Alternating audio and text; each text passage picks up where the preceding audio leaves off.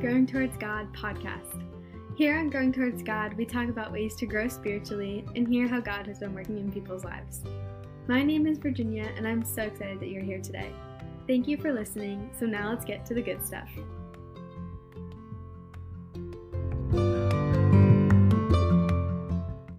Alright, so welcome back to this week's episode. Today we have my Pop-Up on. So, hi Pop-Up. Hi, Virginia Lily. How you doing? I'm good. Well, good. I am too. Good. I'm glad that you're on this week. Yeah. You know, this is fun doing this with you, and I'll tell you what, because your real name, you know, is Virginia Lily, Child of God. Yeah.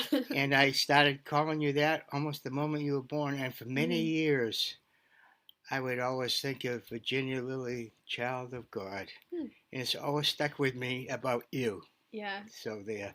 So I have tears in my eyes now just thinking about it. Yep. All of these episodes have been emotional. Sorry. That's okay. Do you want to talk a little bit about yourself and what, your career and stuff? Well, I grew up in, born in Gloucester. We actually moved to California when I was real small because I had asthma and whatever, and they thought it was better if we moved out in the West Coast till my mother actually got homesick, and we came back to East. And it's a long story, but it's too long for this. Mm-hmm. We came back and moved back to Gloucester, where I was in first or second grade. Then my dad wanted us to move to Beverly. We moved to Beverly, and I graduated from Beverly High School. Went to Cornell, chemical engineer. I went to Cornell because stupid thing, really, good program. But I was going to run track in college, and I knew that because I was pretty good in high school, actually very good in high school.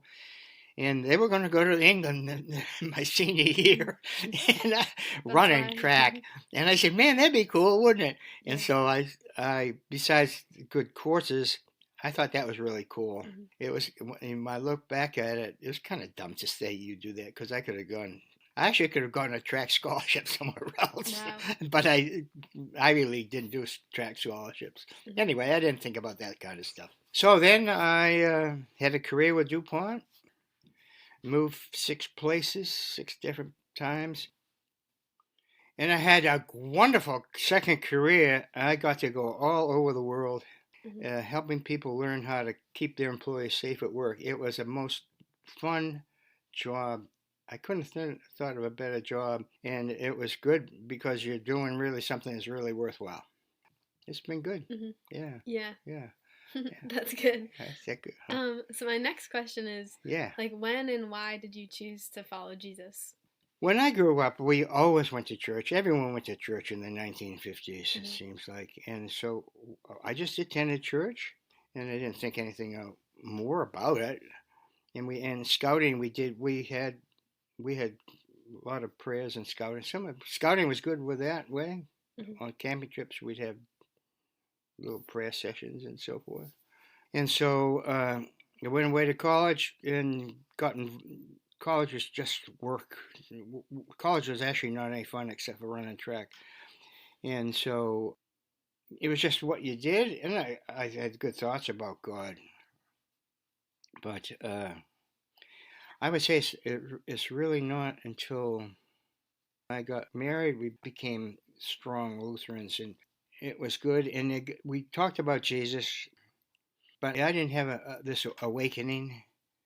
I didn't say I've discovered Jesus, kind of. I did not have one of those awakenings.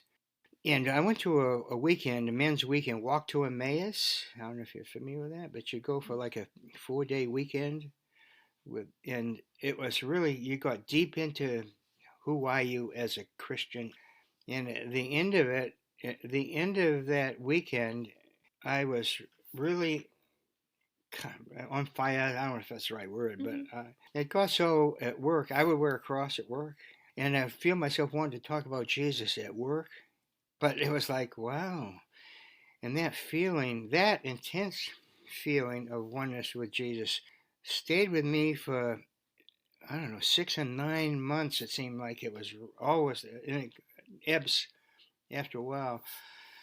But during that time, and we used to have a men's group, 5 of us would meet every week, talk about our week and Jesus and what's going on and supporting each other. And it was great. And I felt really alive with with who I was with Jesus. So there's not a light coming on at anyone's point, but that's how uh, that kind of thing. Mm-hmm. So yeah, it kind of like developed over time, you would say. yeah, Like, yes, mm-hmm. yes, yeah, yeah. So like, what were some things that you had to like overcome, and like, how did you grow in your relationship with God? I had to overcome being rational about how can there be a God and what is a God, and because remember I'm a scientist, Mm-hmm. I'm an engineer, chemical engineer. We know how the world runs. It's like physics and chemistry, how the world operates, and I had to put in perspective how physics works in relationship to Jesus and God, and Mm-hmm. how what role they play, and I had to get that in my mind. It wasn't that I never had an issue with Jesus at all. It's not the only thing I thought about. Mm-hmm. You know, being with getting with Jesus. I had a lot of I enjoyed my life. I enjoyed what I did, and so is that answering? How am I doing with it? Am I kind of answering? Yeah, you're describing like the battle between like science and faith, and Yeah, how you yeah, understood that. yeah, and it doesn't need to be a battle. Yeah, I think they prove Yeah, one another. yeah. In fact, one of our last lectures in a class that none of us wanted to take in college was about the history of science, of all things. And it talked about the development of science over the years and talked about Galileo, how what he did, and he had to denounce Mm-hmm. some things because he said, the earth goes around the sun and all Mm-hmm. this. One of the last talks from him before we finished the course was, I'm talking 1962. He said there are only a couple of things left that haven't been discovered. We've discovered science is no longer, we know everything about science. Now we're in the age of technology, Mm-hmm. Wow. computers and Mm-hmm. all this Yeah. kind of stuff. Now, this computer that you're using, Virginia, could put someone in space. And then it took a room full of computers to yeah. put somebody in space. And he said there are two things left that we don't know much about. One is about how the human body works, which you didn't know that much. Now we know about. I forget what the other one was. And we had learned that someone discovered dynamite, which was a great tool for mining and so forth. But then we also discovered how to make bombs with it. Mm-hmm. And you go on from there. So mankind has a great ability to take all these wonderful things and do terrible things with them, or do hard things that Mm-hmm. we don't want to do. It's kind of like now we have in artificial intelligence. There's great stuff that we can do. There's all kinds of bad stuff that goes along with it. We said the real challenge for mankind will our love for technology and the sciences be such that a social development won't keep up and we'll just kill ourselves with all of this other stuff. Hmm.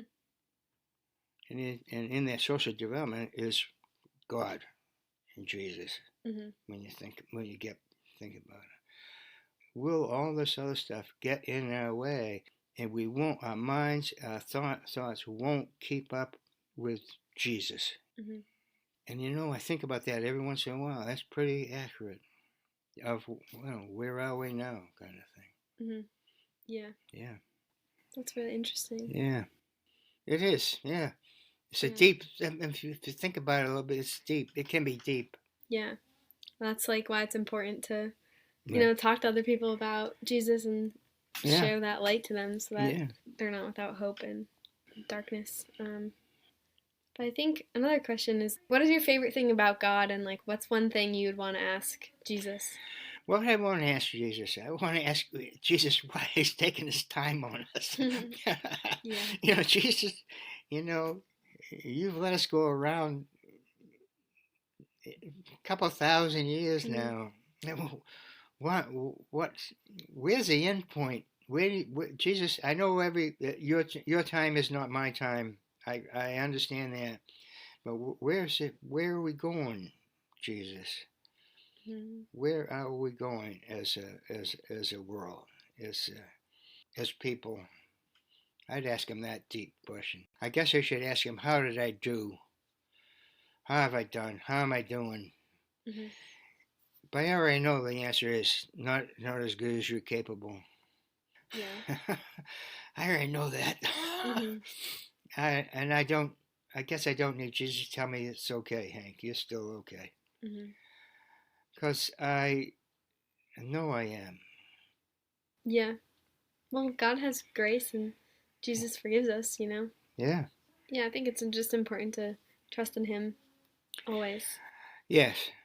If one didn't, yeah, it's not worthwhile. It's people do live without Jesus, but it's not what Jesus wants. Mm-hmm. Yeah. It doesn't lead us to loving each other across the world, kind of thing. Yeah. Mm-hmm. And it's not like God's design for us to live without Him. It's just right. Life's a lot harder and more bleak and dim, and you don't have a hope inside of you to be able to look forward to and hold on to. Do you have any advice for younger people, and like what would you say to like a younger version of yourself, knowing like what you know now about life and everything? Like what would you say to a younger person? I would say, Hank, you need to spend some time in really discovering the Bible more. See what Jesus has got in mind. And see how that then develops. And so you've got to put Jesus in your equation. On all that you're doing, you've got to have Jesus in there and say, how does that, what we're doing, fit into it? And if it doesn't fit in, then you need to be careful and not do it. Mm-hmm. You know? Yeah. I think that's all I really have for questions, but thank you for being on today. Well, it's my pleasure. Yeah. Jesus will help you decide what you really want to do going forward. Yeah. Thank you. Good. Thank you, Virginia. Bye. I want to say bye to the audience. Bye now.